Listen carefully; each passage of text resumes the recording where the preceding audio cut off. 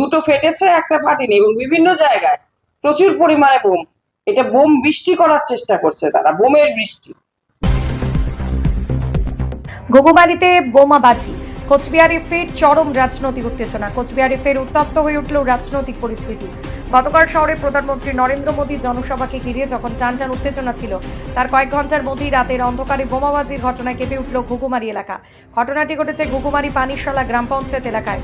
তৃণমূল কংগ্রেসের মহিলা সভানেত্রী সুচিস্মিতা দেব শর্মার বাড়ির সামনে ঘটনাকে কেন্দ্র করে শুরু হয়েছে তীব্র রাজনৈতিক তরজা, যেখানে তৃণমূল কংগ্রেস সরাসরি বিজেপির বিরুদ্ধে অভিযোগ তুলেছে।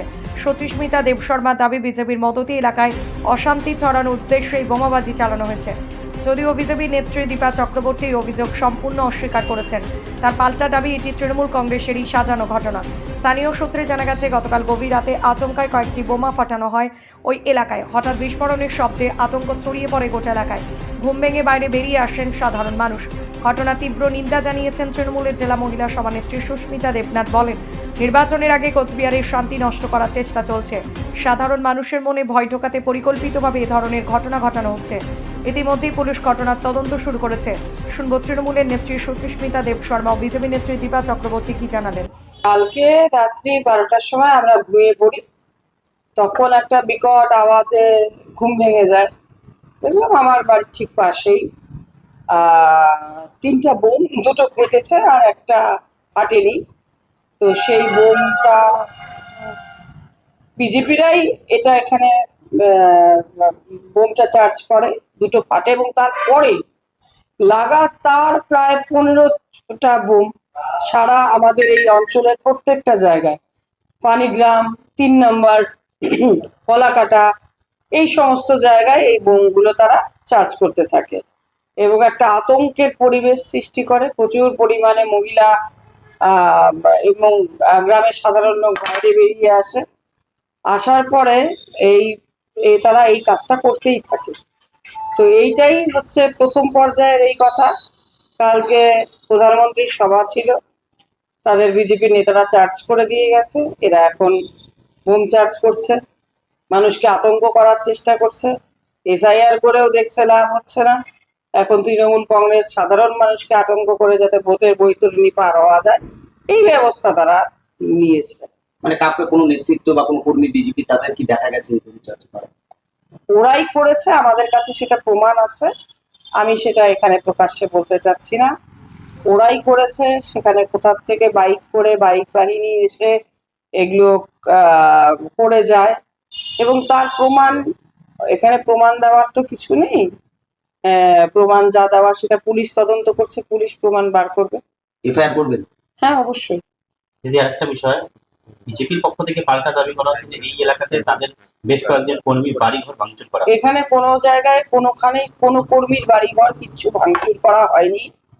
কারোর বাড়িতেই আমাদের কর্মীরা যায়নি। কোনোখানে কোনো জায়গায় কেউ হয়তো ড্রাঙ্ক অবস্থায় ছিল, তাদের নিজস্ব গন্ডগোল, নিজস্ব মারামারির মধ্যে সেখানে কোনো ঘটনা ঘটতে পারে, সেটা আমার জানা নেই।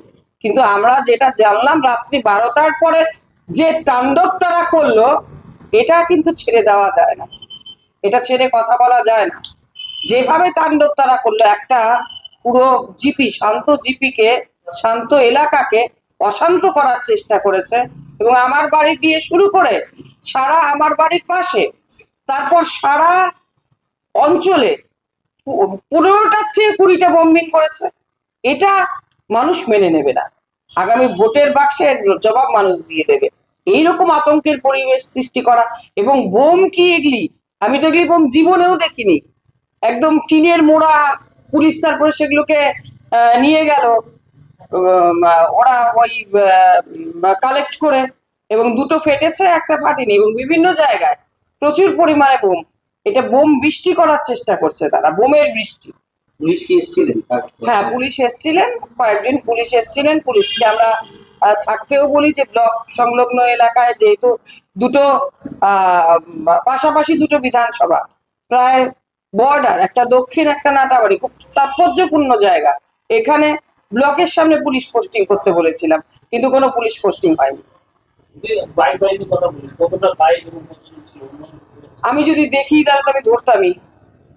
আমি যদি রাত্রেবেলা ঘুমিয়েছিলাম, পাশাপাশি বাড়ির আশেপাশের লোকজনের কাছ থেকে শুনলাম যে পুরো করে গাড়ি ছিল, অল্প ছিল, তারা গেল।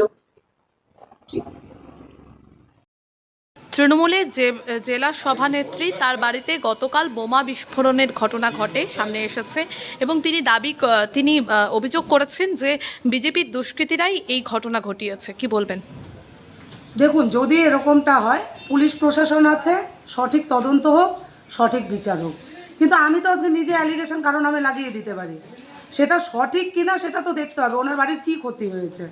আমি তো এটা বলবো যে সাধারণ জনগণ জানে দিনের পর দিন, বছরের পর বছর যেভাবে বিরোধীদের কণ্ঠরোধ করা হয়, বিজেপি কর্মীদের বাড়ি ভাঙচুর করা হয়, বিজেপি কর্মীদের ওপর সন্ত্রাস চালানো হয়, তাদের মারা হয়, হুমকি দেওয়া হয়, এমনকি খুনও করা হয় কোচবিহারে।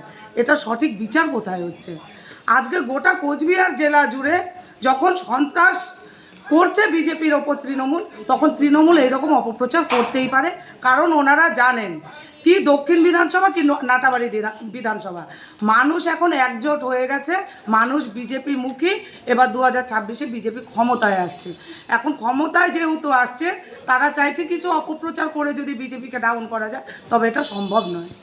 কাল কোচবিহারে জনপ্লাবন হয়েছে, শুধু বিজেপি কর্মী নয়, কাতারে কাতারে জনগণ প্রধানমন্ত্রীর ভাষণ শোনার জন্য রাসমেলার মাঠ সহকারে কোচবিহার শহর স্তব্ধ করে দিয়েছে। এটা তৃণমূল ভালো চোখে নিতে পারেনি। আপনারা জানেন মারুগঞ্জে কালকে আমাদের গাড়ি ভাঙচুর হচ্ছে, যেহেতু বিজেপিরা এসেছে প্রধানমন্ত্রীর প্রোগ্রামে। আপনারা জানেন আমাদের কলাকাটার ওই সাইডে, যেই সাইডের কথা সুচিস্মিতা দেবশর্মা বলছেন, ওখানে আমাদের কর্মীদের বাড়ি ভাঙচুর করা হয়েছে। পুলিশ কোথায় সঠিক বিচার করছে? আমরা এফআইআর করেছি এই নির্বাচন চলাকালীন বেশ 5-6টা এফআইআর, কিন্তু একটা এফআইআরের ওপরেও পুলিশ আজ অবধি ঠিকঠাক কাজ করছে না। মানুষ নির্বিকার, সাধারণ জনগণ ভাবছে আগামী দিনে কি হতে চলছে, তবে সাধারণ জনগণ বিজেপির পক্ষে। দাদা, দিদি, পুলিশের ভূমিকা নিয়ে কি বলবেন এই মুহূর্তে? পুলিশের তো কোনো ভূমিকা নেই, পুলিশ তো দলদাসের কাজ করছে। আপনারা নমিনেশন সাবমিটের দিন দেখেছেন পুলিশের কি ভূমিকা ছিল। বিজেপি যেই দিক দিয়ে আসবে, পুলিশ ইচ্ছাকৃত তৃণমূলকে ওই দিক দিয়ে ঢুকিয়ে দিল। তো এই যে তৃণমূল যে সমস্ত সন্ত্রাসগুলো করছে, পুলিশ ছাড়া জনগণ তৃণমূলের পাশে নেই, কিন্তু এটাই তৃণমূলের ভয়ের কারণ এই পুলিশই দুদিন পরে দেখবেন তারা নিরপেক্ষ কাজ করবে বিজেপি সরকার এলে। আজকে তারা দলদাসের কাজ করছে, পুলিশ ছাড়া তৃণমূলের কাছে আর কিছু নেই।